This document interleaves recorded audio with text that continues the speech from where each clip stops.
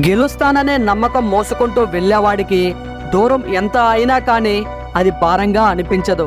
ఎవరెంత చనువిచ్చినా నువ్వు నీ హద్దుల్లోనే ఉండు. ఎందుకంటే కెరటాలు తీరాన్ని తాకితే ఆనందం, తీరాన్ని దాటితే విధ్వంసం. కోపం తెరలాంటిది, తీసేస్తే పోతుంది, కానీ బాధ గాయం లాంటిది, మానిపోయిన మచ్చ అలాగే ఉంటుంది.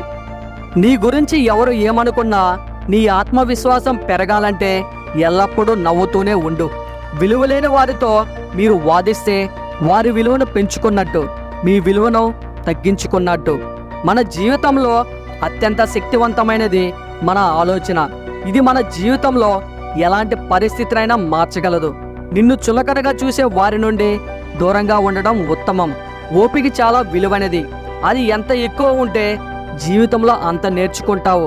మనం ఒకరికి నచ్చకపోతే వారిపై మన ఇష్టాన్ని బలవంతంగా రుద్దవద్దు.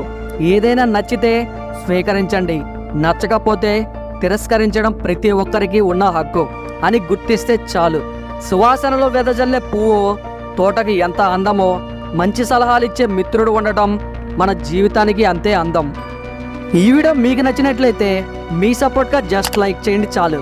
అలాగే మీకు ఇందులో ఏ పాయింట్ నచ్చిందో తప్పకుండా కామెంట్ చేయండి. ఇలాంటి వీడియోస్ కోసం ఈ ఛానల్కి ఇప్పుడే సబ్స్క్రైబ్ అవ్వండి. Thank you.